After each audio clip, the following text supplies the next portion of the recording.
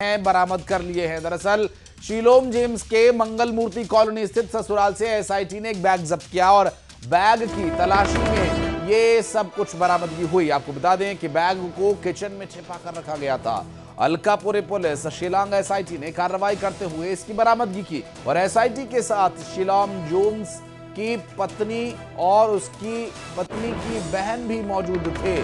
Shillong SIT team ने सभी जो बरामद आवश्यक साक्ष्य है उनका पंचनामा बनाकर के आरोपी शिलोम को लेकर इंदौर रवाना हो चुकी है। इस वक्त की एक बड़ी खबर, रतलाम जो एंगल दिख रहा था उस एंगल से भी अब ये एक्शन हुआ और ये एक और बात, जो एक और तथ्य सामने आया उससे भी हैरान कर देने वाली बात इन लैपटॉप और दस्तावेजों से सामने आ सकती है, ऐसा दावा किया जा रहा है। बैग में पेन ड्राइव मिला है और जो राजा के गहने थे, दरअसल जो ब्रेसलेट राजा पहनता था या चेन और जो कुछ गहनों की बात हो रही थी वो संभवतः इस बैग से बरामद हुए।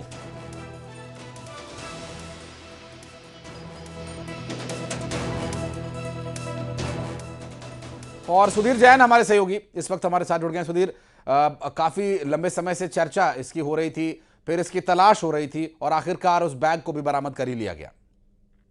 देखिए, इस बरामदगी की बड़े लंबे समय से तलाश थी। कल जब शिलांग पुलिस पहुंची थी इंदौर, उसके बाद यही कयास लगाए जा रहे थे कि जो सिमोन है, जो मुख्य आरोपी है सिमोन, उसने प्रॉपर्टी ब्रोकर जो है उसने रतलाम के किसी ज्वेलर को यह ज्वेलरी बेच दी थी और इसी आशंका के चलते जो है पुलिस यहाँ पहुंची थी। खबर यही थी कि माणक चौक थाने पुलिस जाएगी, उसके बाद जो ज्वेलर के यहाँ पे सामान बेचा गया है उससे यहाँ पे पूछताछ होगी, लेकिन ऐसा बिल्कुल नहीं हुआ। पुलिस बिल्कुल विपरीत औद्योगिक क्षेत्र थाना पहुंची, जहाँ पे मंगल मूर्ति कॉलोनी एरिया आता है और यहाँ पे जो सिमोन है उसके ससुराल है मिस्टर गुप्ता, और यही जो है यहाँ पे शिलांग पुलिस है रतलाम की औद्योगिक थाना पुलिस को लेके पहुंचती है और घर के किचन से ये सभी सामान की बरामदगी होती है बड़े ही तरीके से।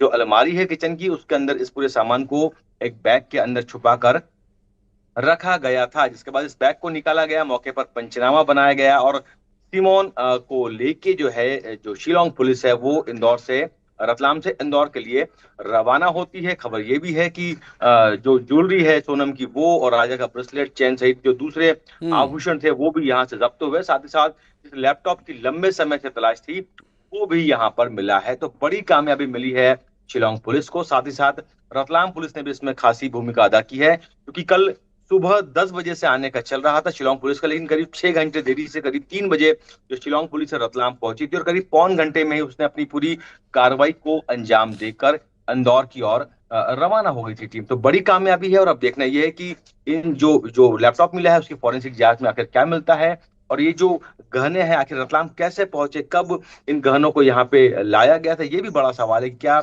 जो सिमोन है उसके ससुर यहाँ वहां पहुंचे थे इस डाक को लाने के लिए, या फिर सिमोन खुद रतलाम आया था इसे छुपाने के लिए? तो बड़ी बात यह है। और इसी के साथ जो सिमोन की पत्नी है, जो साली है, वो भी इस पूरे घटनाक्रम के दौरान यहाँ पे मौजूद रही, उनसे भी इंदौर में पूछताछ की गई, रतलाम में भी उनसे पूछताछ की गई।